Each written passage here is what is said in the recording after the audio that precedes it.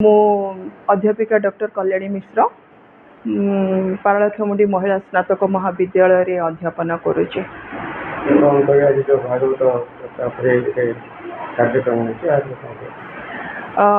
प्रकृति रे देखिया को गले राधाष्टमी दिन अति बड़ जगन्नाथ दास जयंती पंचदश शताब्दी जड़े आमर साहित्यिक बोली कहले अत्युक्ति हम ना, किंतु आमर नियम रही जे आमे से राधाष्टमी ठू आरंभ करिके जोटा कि आमर भागवत जन्म पर्यंत पूर्णिमा पर्यंत आमे जेकोसी गोटे दिन करिपारिबु बा से 7 दिन आमे पारायण बढ़ी पारिबु।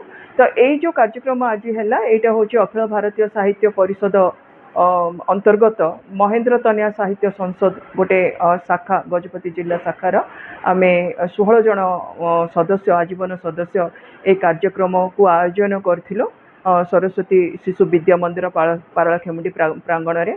आ एठी बहुत माने खुशी लागिला जे भागवतकार महापुरुष श्री श्री जगन्नाथ दासंकर जयंती तो पालन करागला एवं भागवतर जो सारमर्म अच्छे एवं ओडिया जनजीवन रे भागवत आमनकर केते उपकार करुची सेटा से विषय रे मध्य आमे आलोचना कलो। आमर दैनंदिन जीवन रे कथा कथा के आमे भागवतर बाणी उद्धार करू। भागवत जदि न थांता ताहले लोक श्रृंखलित हो पारते नहीं। आ ए भागवत दिन थिला जेतेबेले कि कौनसी शिक्षा अनुष्ठान नुहे ग्रामांचल रे भागवत टुंगी रे अध्ययन करा जाउथला एवं भागवत पारायण मध्य करा जाउथला। सेही भागवत टुंगी जोटा कि आमे शिक्षा पद्धतिर मूल उत्स बोली कहबा एवं से समय रे जो पंचायत वर्तमान बसुची बा आधुनिक प्रशासनिक क्षेत्र रे जो आमर कार्यकलाप सब रही माली मोकदमा सबूर निशाब सेठी होउथला।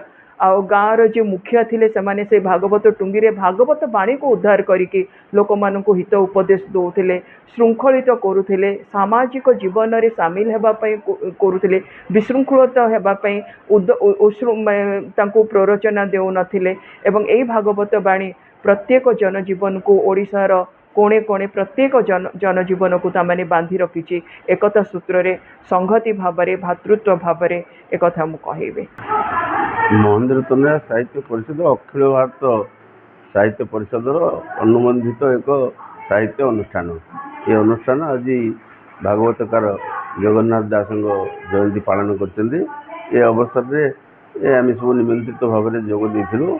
भागवत विषय जदि कहवा आज संसार जो पहली विशृंखला सब सृष्टि होती साहित्य संस्कृति व्यवहार आचार नियम धर्म सबु क्षेत्र में विशृंखला सृष्टि होती।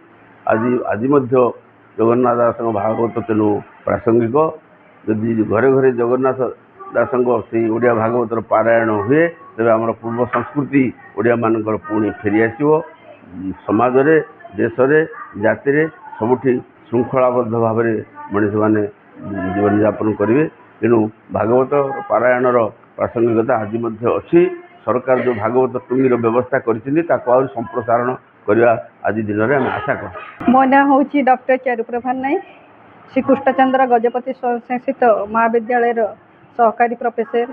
आज जो सरस्वती शिशु विद्या मंदिर रे जगन्नाथ अति बड़ी जगन्नाथ दासंकर जो भागवत उपर आलोचना डका जाता मु किछि कही आम देखा उत्कलीय संस्कृति को जगन्नाथ संस्कृति बा भागवत संस्कृति कहले किछि अत्युक्ति हेब नहीं। कहीं आज ओडिशार पुरपल्ली रे भागवत ग्रंथ को लोक भगवान भाया पूजा करुछंती। गाँ गाँव में भागवत टुंगी भी अच्छी।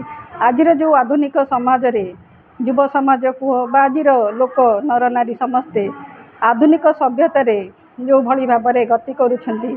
बर्तमान समय आसीगलानी भागवत को सबू शिक्षित युवक युवती परिवार समस्ते टिके टिके गोटे दी पृष्ठा जदि पढ़े तार तार जो भगवत तत्व ज्ञान समाज पाई मध्य किछि शिक्षणीय कथा से कही जाइछंती।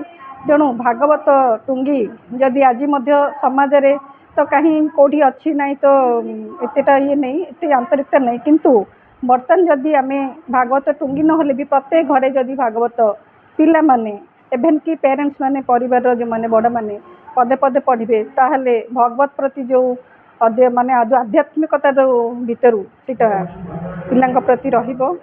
आजिकली समाज रे भगवान का प्रति एटा चली गलानी। तेणु भागवत जदि पढ़े जो आध्यात्मिक ये साथी ଶିକ୍ଷଣୀୟ ଜିନିଷ ଜାଣିବେ ଯେ ସମାଜରେ ଯେଉଁ ନୀତିବାଣୀ ଯାକ ବି ଗୁଡ଼ା କୁହାଯାଉଛି ଆଜିର ସମାଜରେ ମଧ୍ୟ ତା'ର ପ୍ରତିଫଳନ ହେଉଛି।